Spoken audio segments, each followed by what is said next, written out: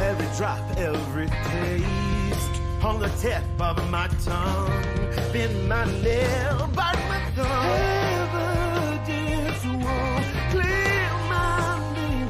Baby, in your presence will be the breath into the moment when I press my eyes shut.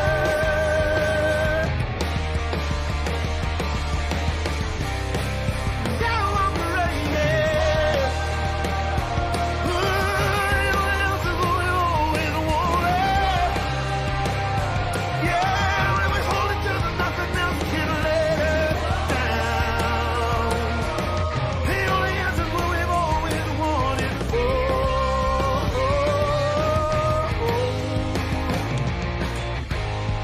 I'll do anything. I'm not asking to save mine through the perfect strings. 10,000 days on the days won't clear our names. Oh, baby, it's our last kiss. We'll last forever. That's the moment when I rest my eyes shut.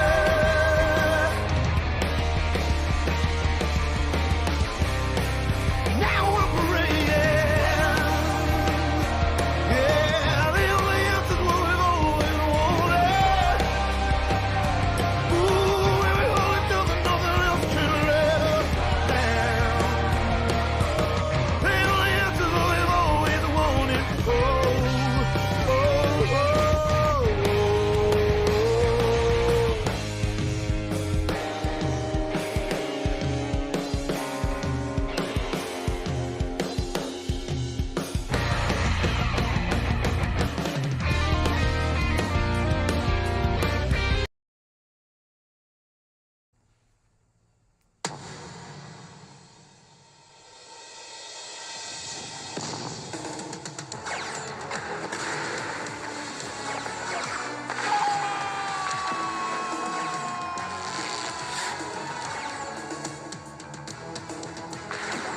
Victim, it's over! Top shelf where Mama hides the cookies! Here come the Buffalo Sabres!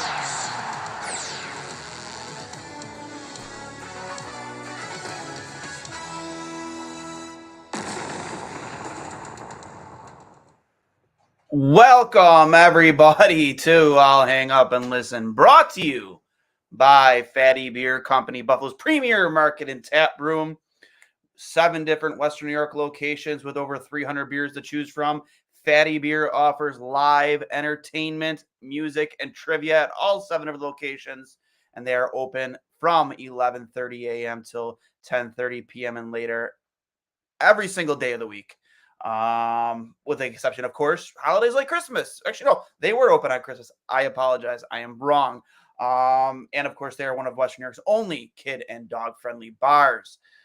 And let's not forget Buffalo Logo Apparel Company. Buffalo Logo offers some of the best Buffalo sports clothing options, from hats, shirts, and hoodies. Buffalo Logo can't be beat. I am wearing one of their hats right here, the Buffalo Hockey Trucker hat with the old NHL, old school NHL Shield logo.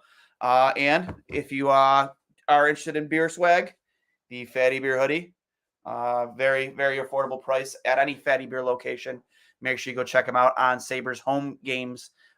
They do have $1 off drafts if you're a Mug Club member, as well as 2-for-1 drafts at their downtown location on Genesee Street. So make sure you go check them out at Fatty Beer on Instagram and Twitter, and at Buffalo Logo Co. on Instagram and Twitter. And Sabres get absolutely dominated from start to pretty much finish, 4-1 by the Boston Bruins. And what else is there to say that we haven't already said? This team has been a nightmare. I don't know. I really don't know where to go from here. It's Dr. Jekyll, Mr. Hyde. Every other night, you get performances like you got against Toronto, where you right on the heels of getting blown out by the Blue Jackets, 9-4. You come back and you beat Toronto and put up 9 of your own against the best team in your division. And then you have a very solid performance against the Rangers where you still get a point in overtime, but many would say you probably deserve to win that game. I don't know. Like, where do you go from here with this hockey team? It's night and day different, and I'm sick and tired of. It's not that you're just losing; it's just the way you're losing. It's the way you're losing. It's very, very, very frustrating, and I want to sit here and yell, but the respect to my neighbor upstairs, I won't. I don't know where to go from here. It's an organizational problem. I was just talking to a friend, just texting with him. Thinks I might be a little bit too hard on Matt Ellis, and maybe I am. Maybe I am being too hard on Matt Ellis. Like, at the end of the day, he's an assistant coach, very in over his head assistant coach who didn't deserve to be behind an NHL bench and is only there because of his relationship with the general manager. It's a structure problem. It's ownership. It's the management. It's scouting. It's analytics. It's all of it. It's not working. Whatever it is they're trying to do, it's not working. We've seen that this team can score. We have seen it. And now, like, to have this expectation that there was going to be no regression this offseason. You know what I mean? That you could run back the same forwards and just your only addition to the offensive group was an 18-year-old kid named Zach Benson that you just drafted.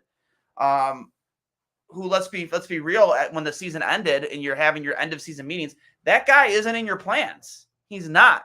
When you're going into free agency, that guy isn't in your plans. He's just not. So your only solution to the issues you had last year were on your back end, and it hasn't worked so far in Connor Clifton and Eric Johnson. And again, you just see a bunch of traffic cones in your own end, puck watching, standing still, not tying guys up, chasing. It happened with Darlene tonight too. Like, I was very hard on Connor Clifton tonight, and rightfully so. Yes, that second goal is 100% on Darlene. But what the fuck is Connor Clifton doing? He's just puck watching. Like, that guy, was it DeBrusque? He's curling behind the net, and you're essentially almost chasing him to behind the net. You get to the Levi's far post, and then in comes Coyle. Is it Coyle uncontested? Yeah, Darlene is putting himself out of position by floating below the goal line to try and take away a pass, which he should know better. But Connor Clifton, when you see that, you got to know, I got to get to a spot. I got to look around. Somebody's open. And by the time you become aware of what's going around you, the puck's already in the back of your net. Like, for fuck's sakes, nothing's working with this hockey team. None of it's working. And it's just becoming extremely irritating, frustrating, all of it. I just don't really know. I just don't really know what more to say that hasn't already been said. At this point, I know the roster freeze ends at midnight tonight. So in about an hour and 19 minutes, or an hour and 20 minutes, at 12:01 tonight, the roster freeze ends and you can finally start to make moves. But, like, you need a lot more. You traded for a guy in Eric Robinson who has now been healthy scratch for 3 games. And don't get me wrong, I was hard on that deal too. I was like, why is that the guy? I understand it's hard and difficult to make in-season trades unless it's at the deadline. But at the end of the day, like, you trade this guy, he showed some promise. He gets to the net. He's engaging. He plays physical. He's fast. He creates turnovers. He forechecks. And you scratch him 3 games in a row? Like, what are we doing here, Donnie? What are we doing? Like, tell me what the deal is here. What is going on? Because I don't know. I really don't know. It's becoming frustrating. And, like, I sent a tweet out during the game. I said, half jokingly, I should start sending our link out, maybe like the first 15 minutes after the final whistle, win or loss. Send a link, send a tweet out that says, if you want to be on tonight's show, shoot me a DM. We'll send you a link, and we'll get you on, like, pre-recorded, because if you're all unhinged lunatics like me, I gotta vet you. Like, I can't let you just go on live for obvious reasons. So, but like, for 15 minutes, the floor is yours, and we'll air your stuff on the post-game show. And I had people, and I'm going to play them. I had a couple guys send me audio clips, audio files. And I'm going to play those audio files because it's like, for me, it's like, Jesus, what are we doing here? What are we doing? I don't know. A friend of the program, Chris Durick, and then Will McQuillan. They both sent me their thoughts in an audio clip. But I want to even go deeper than that because I think you guys deserve it. I think you guys deserve a platform to really air your grievances. I know Brian Koziel's post game, he does a really good job with that, and he gives you guys a platform. But I want to give you a platform too because this is honestly, it's getting ridiculous. And again, it's not just the way you lose. It's not just the fact that you lose. It's just literally the way we're losing. It's embarrassing. It is so fucking embarrassing, man. And I don't know. I don't really know where to go with it anymore, or what to do with it anymore. Like, where do we go with it?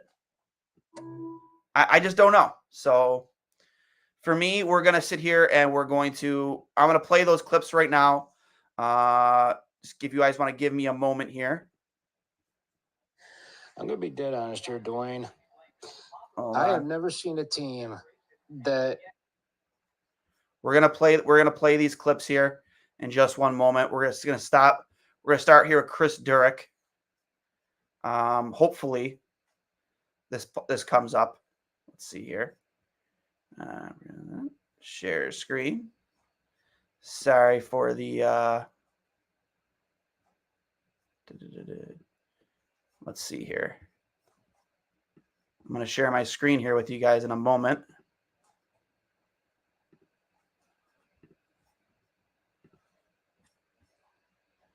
Okay. So this is Chris Durick on the post game after I, again, half jokingly said, like, hey, let's. I'm going to be dead honest here, Duane.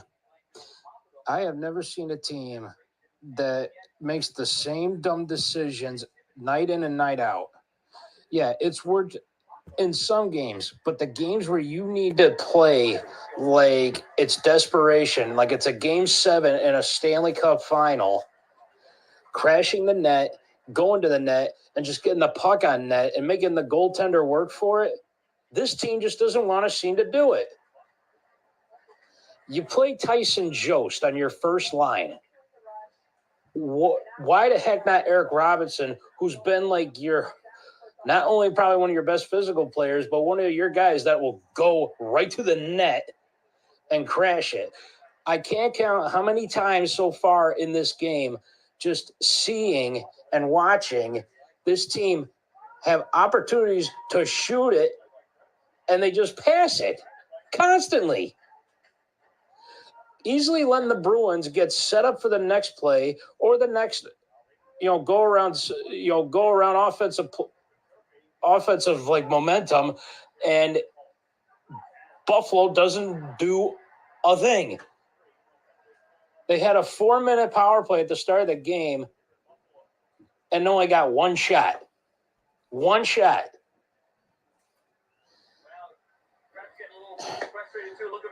It just blows my mind that nothing is a message is not being sent. There's no panic alert with this team.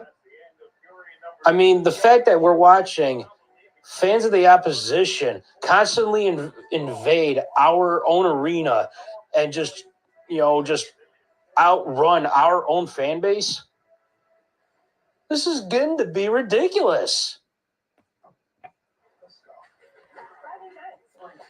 This is becoming unbearable. So we're going to go right from that, and then we're going to get right to Will McQuillan. Here, I believe this was him right here. I'm going to be dead honest here, Duane. That's him again. I'm going to be dead honest here, Duane.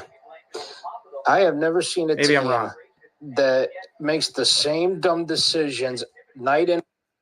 So with that being said, and I'll try and play the other one here momentarily. Again, you guys got to bear with me. It's my first time trying to do this.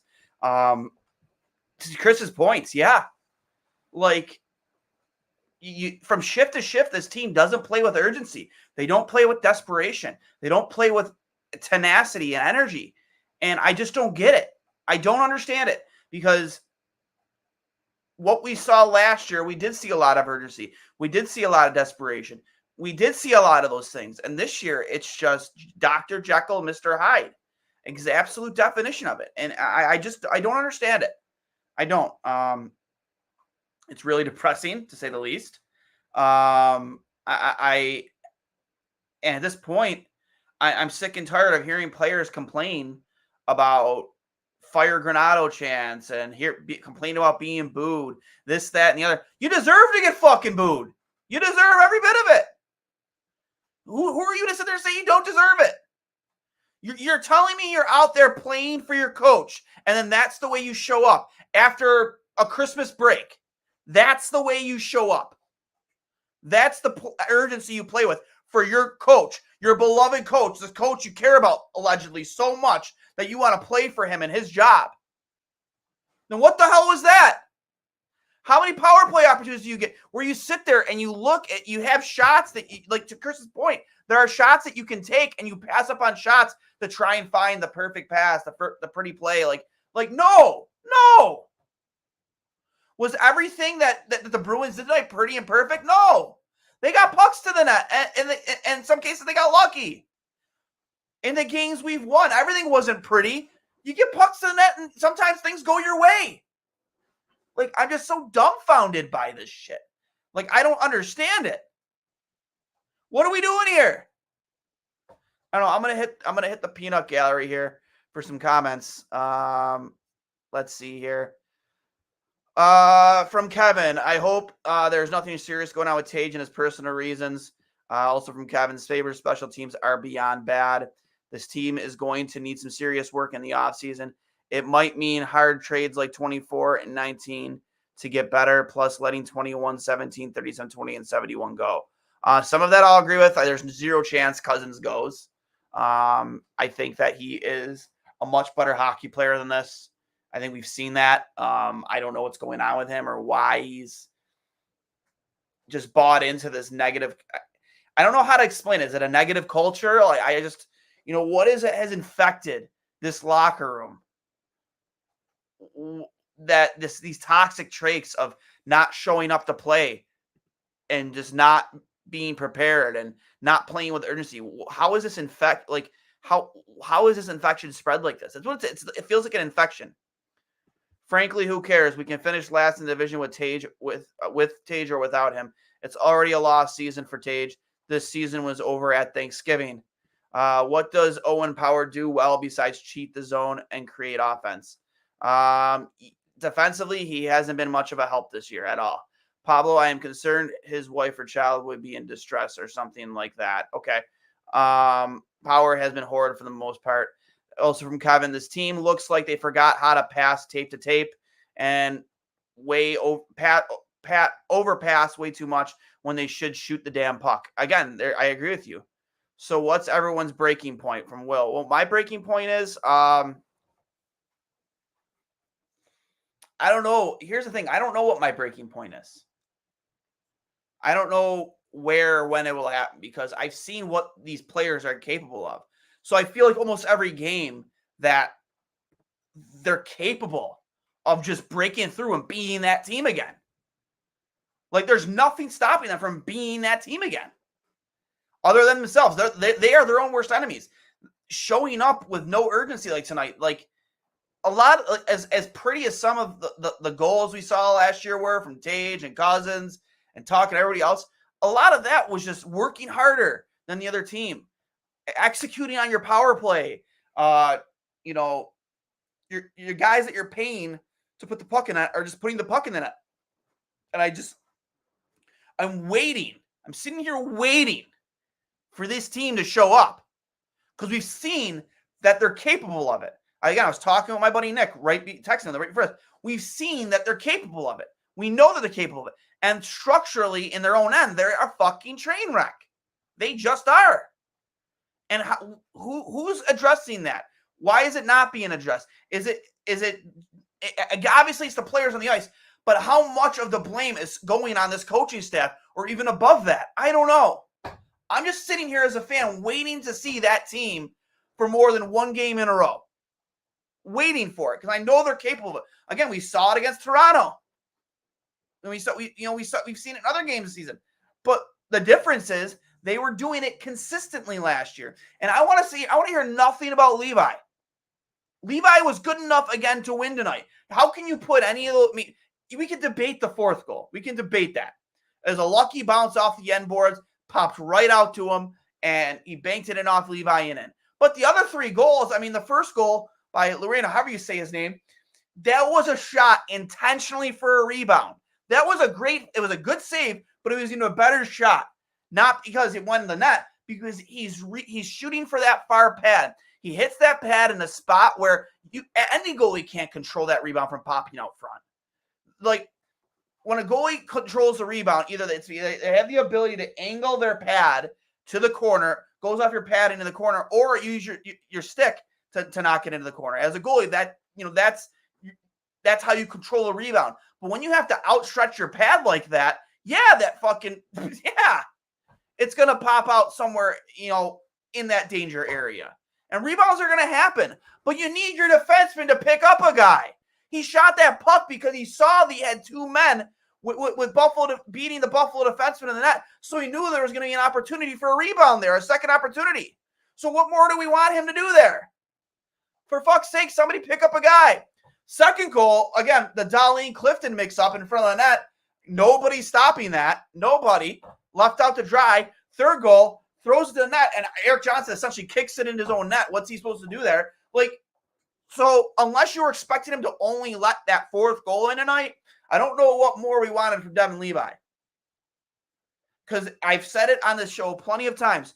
There is nothing, no goalie in the NHL, not a single one, not Vasilevsky, not Shesterkin, not Sorokin, not Swayman, not Ullmark, none of them are making this team a playoff team with the way they play defensively in their own end as a team.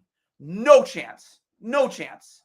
You could reincarnate Dominik Hasek and still, and this isn't a knock against Dominik Hasek. It just wouldn't happen because those teams that played in front of Dom, they played with heart every single night. They were good defensive teams. They may not have had the type of talent up front that these teams have, but they played hard and they cared every single night. So you could bring back Dominik Hasek in his fucking prime, and it wouldn't make a difference with the way this team plays so lackadaisical. And just like, again, they were called out in the intermission report, this time by Colby Armstrong, much like Lundqvist did a week ago, called out for their lack of urgency, this Ole style they play. Just they're not the unwillingness to battle and be physical and play with heart. This is the second time that these guys at TNT have called you out for the same fucking thing. The same thing. So when is their breaking point? When is the organization's breaking point? Because you have TNT analysts calling you out the second broadcast in a row, the second time they've had you on a row, you're getting called out for the same thing. And it's not like it's some in-depth analysts from these guys who have been around the game. It's something we're all seeing. We all see it. And any relaxed, casual hockey fan could sit here and watch the Buffalo Sabres and see that. And now you're getting called out for it on national TV. When does Terry Pegula decide to make a phone call to Kevin Adams and say, hey, what the hell is going down there at KeyBank Center? Like, what's going on? What is going on in that locker room? Like, I have said it a couple times. I just wish you'd have a reaction much like Billy Beane in Moneyball, where he goes down there and starts breaking shit. He starts breaking shit. Starts stapling people to the bench. Run a short bench. Has Don Granato never heard about running a short bench? I don't get it. I don't understand it. Some more comments here from the peanut gallery before we get to that second phone call. From Marisa, horrible power play. TNT not just had too many high-risk passes. TNT just said Sabres look defeated. Not enough shots on goal with no screens, playing too cute. Rinse, repeat, rinse again. The Sabres are a broken record. Good topic of conversation. What is the return for Mitz? What is the return for Joker? What is the return for Greenway? What is the return? I mean, listen, the jury's out on Middlestat because obviously he's, in a contract year. You got to resign him in the offseason. I'm not willing to deal with Greenway. I shouldn't say not willing. I think that he like Colby Armstrong said it on the in the intermission report. You have too many guys who play the same style. You need more guys, some jam guys, some role player guys like Jordan Greenway, who can score goals, but play a role, are physical, big bodies who get to the net. And Jordan gets to the net. He does. Like, you need those guys. You do. You just can't go out and get more guys like Tage Thompson or Dylan Cousins and expect different results. Every team needs those guys. Like a lot of those Tampa Bay teams.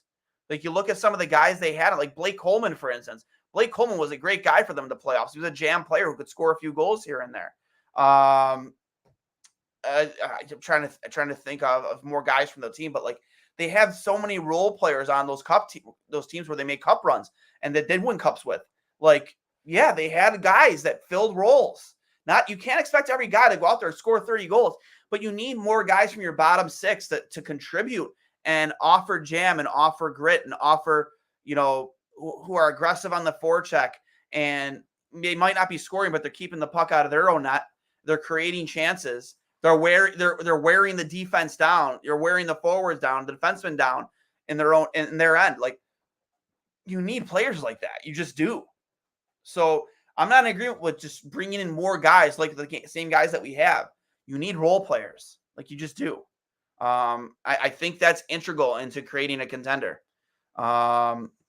If certain guys want to be cute, fine, but they better back it up. The last team to make the playoffs were killed by several teams, but they played ugly hockey. They bled to win. Agreed. Is that Kevin has capable of valuing NHL players to make a trade? I don't know, man. I like the Greenway trade. But in terms of trading, like making a deal, I mean, the jury's still out on the Eichel trade because Eichel won a cup the same season, or the next season. Sorry. Yeah, not much to look at from a trade standpoint. I mean, actually, the Ristolainen deal, they absolutely fleeced the Flyers there. So, I mean, that's a huge win for them. But, like, I don't know. Like, in terms of getting warm-blooded bodies back, like, the jury's still out. You can't sit there and say you did the best you could with the Eichel deal, because it's like, as much as I love having Alex Tuch as, like Peyton Krebs, like, again, plays on the fourth line tonight with Tage Thompson being a last-second scratch for personal reasons. Like, what does that guy have to do to get an opportunity in the top line? You put Jost there, and he did nothing. He created nothing. Why not put a former first-round pick who was part of arguably the biggest trade in the history of your franchise, give him a chance on your top line? Why not? That's a coaching mistake.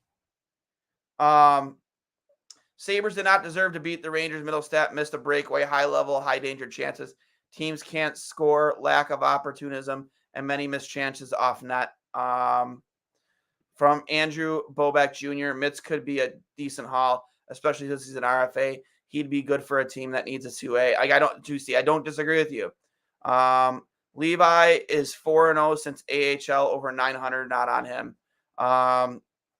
Kevin is too tentative on moves, and the three goalies for starts. I agree. So, something's got to give there. And at 12:01, this time tomorrow, we better hear some moves at the goaltending position. And if you expect this team to turn around, like, how do you send down Devin Levi again? He's been your best goalie. He has. So what do you do? Like, what is it that you do? What gets you the best return? What gets you a return? I don't know. Does it include waiving Eric Comrie? Trading UPL? Like, I don't know. From Colin Smith, you hear Donnie said he's going to take over the power play and that he delegated to assistants before. I mean, I didn't hear that. We'll hit some of the comments here from Brian Koziel right now.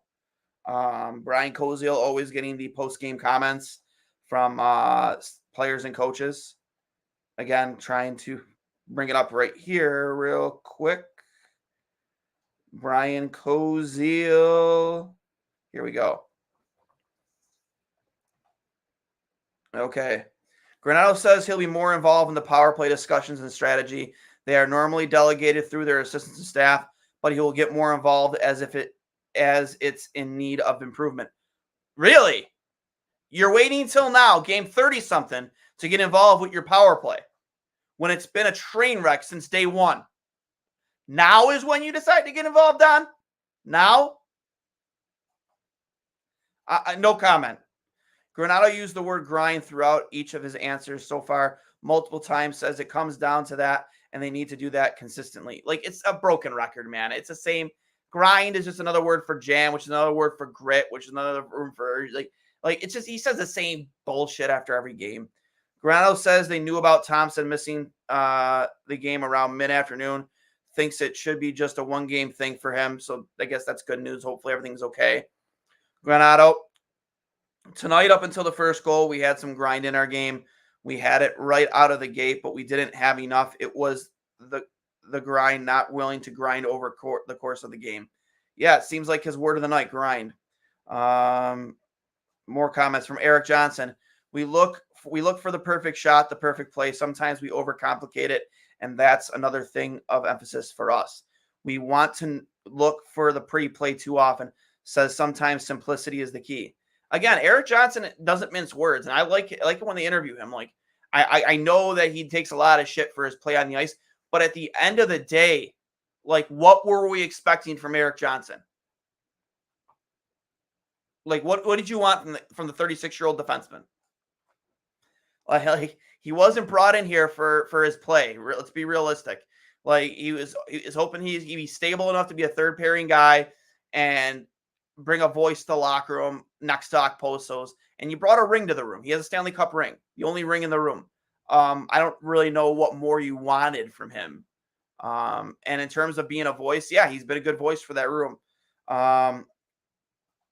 Eric John says the special teams was the difference tonight. Bottom line, special teams was the Achilles heel night. It's not just the Achilles heel tonight. It's not the Achilles heels almost every night. Like the lack of urgency to shoot pucks on the power play, get body these nets, screen goalies. It's an Achilles heel more than tonight. You're wrong there, Eric. Tuck says they got to get back to working for each other. Says they have one of the most talented teams in the league. They need to get back to scoring goals. Like, why are we talking about these things over 30 games in, playing for each other? Like, why is that a problem? That should never be a problem. What's going on in that room? Like, what's going on with this coaching staff? Why are you not playing for each other every night? Like, I don't understand. More from Tuck on the power play. I think we are overthinking everything. Double touching pucks, putting pucks out of reach, shooting when we shouldn't, passing when we should shoot.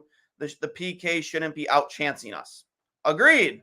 Tuck says they aren't really working for each other. Says they need all 5 or 6 working together, and they need to get to it.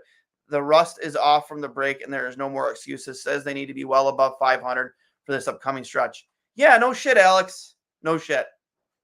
So, I don't know. I agree and disagree with a lot of things there. To like again, the comment says that this was their Achilles. The special teams was their Achilles heel tonight. No, it wasn't tonight. It's been a lot of nights. It's been on a lot of different nights, and it's costing you points in the standings. It's like, and that was one of the biggest differences because they were a train wreck defensively last year too. They were worse than net than they are. Like, I really don't think goaltending is at the top of your list this year. I just don't. But their Achilles heel is not being able to defend and not executing offensively. Those two things, 1 and 2. And the power play has worked into that. Like, you were scoring at a high clip on the special teams last year, and you just aren't. You just aren't. And I don't know more what, like, I just don't know what more needs to be done. I don't know. I'm trying to bring up this second screen recording here. The second audio clip for you guys to listen to from Will McQuillan. Had some interesting thoughts from tonight's game, and I want to share it with you guys. Hopefully it pops up here just momentarily, but I don't know. I don't know. I just I think that, let's see here.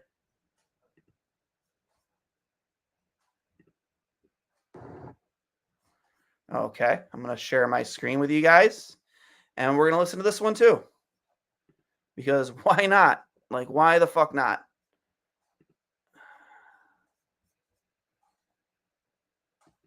Okay, I'm going to share my entire screen with you, and let me know if you guys can hear this. I'm just really fucking depressed that I moved back to Buffalo after 10 years being gone, and this hockey team is dog shit. They just don't give a fuck. I thank God I haven't paid for tickets. I've went to games. I've gotten free tickets. Like, I don't want to pay for that product. I don't want to pay for good money to go to that. It's a waste of money. It's a waste of time. I don't know. God bless of you guys who still have season tickets.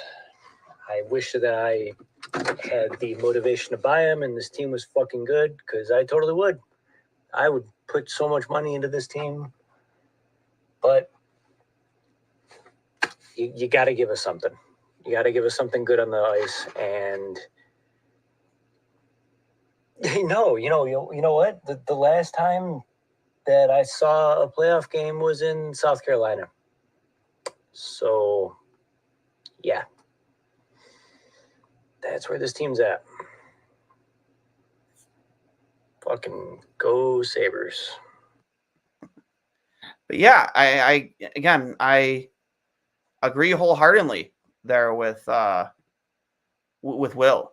You know, I will find a better way to share these video clips or audio clips in the future. I have some ideas to throw by where maybe, again, the first 15 minutes after the whistle, it'll be a free-for-all. You'll send us a DM that you want to leave your thoughts. We'll send you a link, and you'll have 30 seconds to record and tell us your thoughts, and 30 seconds or more. You know what I mean? And we'll play some of your calls, play some of your thoughts, and again, I have to vet you lunatics, but I don't know.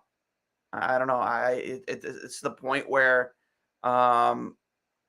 we shouldn't be questioning this team's compete and battle on a consistent basis like this, especially after last season when we were sold on vibes and better culture, and Kevin Adams like, oh, we want guys that want to be here, that want to be a Buffalo Sabre, that want to wear that jersey. Like, we want those guys. Well, they aren't playing like they want to be here, man. So at what point, as you as a GM, do you start putting your big boy GM pants on, get out there, and get down in that locker room and start making a point of it? Like, what are you guys doing? Do you guys want to be here next year?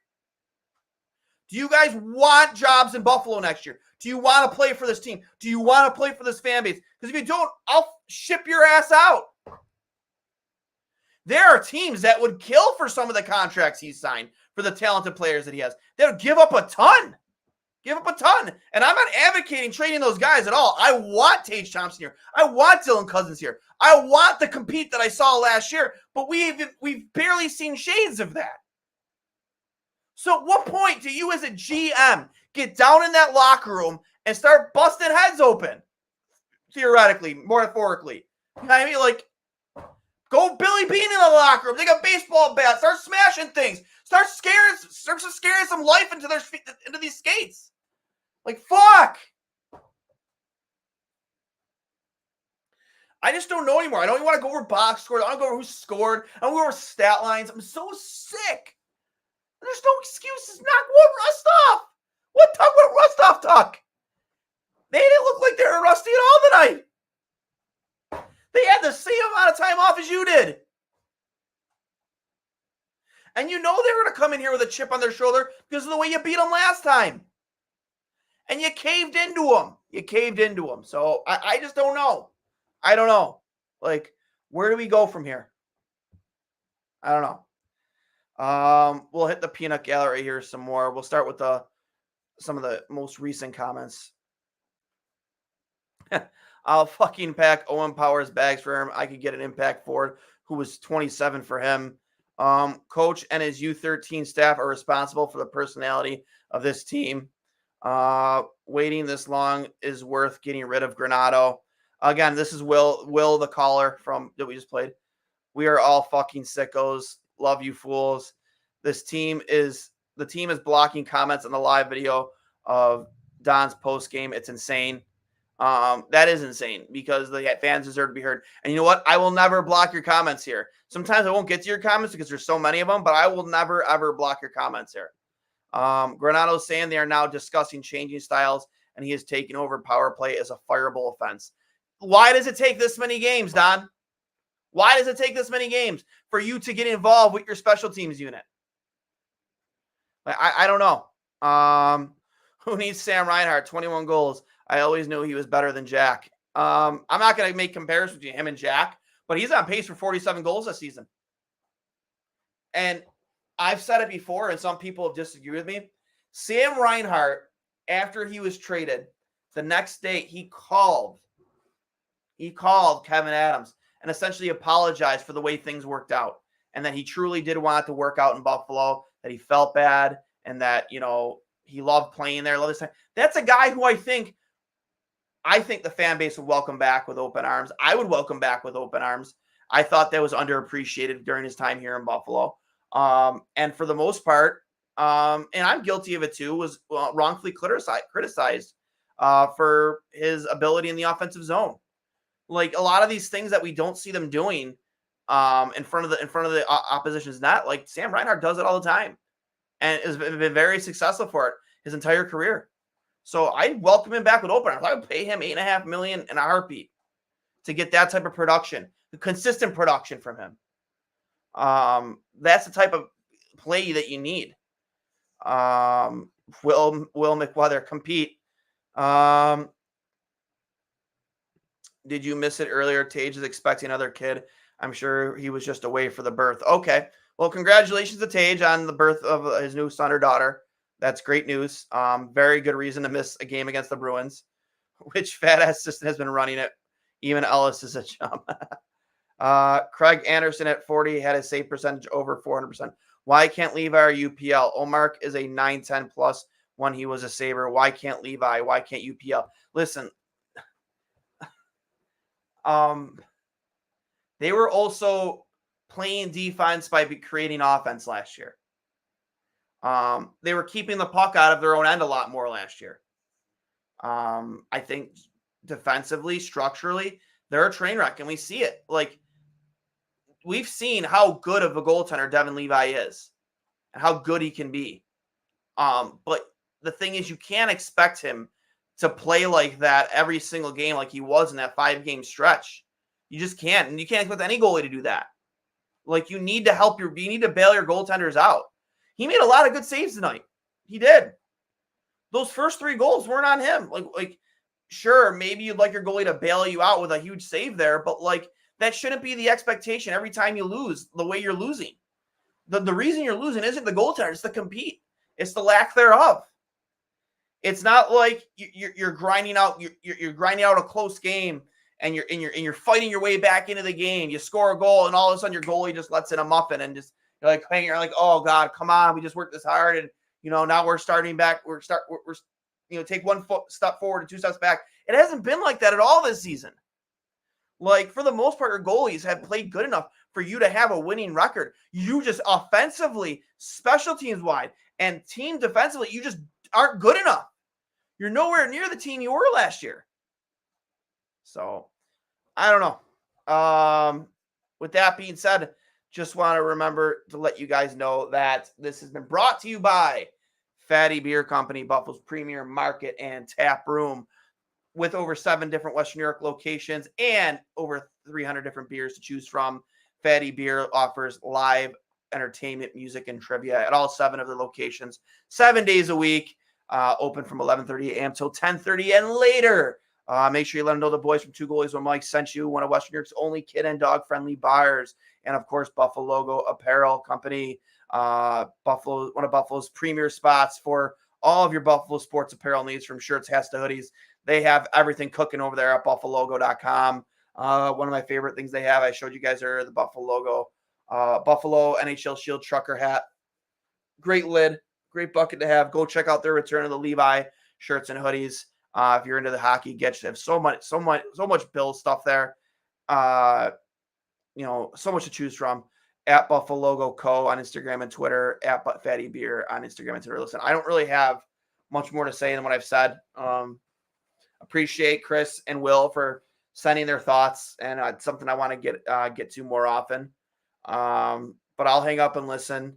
We're getting past 11 o'clock here. It's 11:18. So with that being said, I'll hang up and listen. Brought to you by Fatty Beer Company and Buffalo Go. You guys have a great week. Happy holidays to you. Hope you all had a great Christmas. And I will talk to you all later. And as always, go Sabres.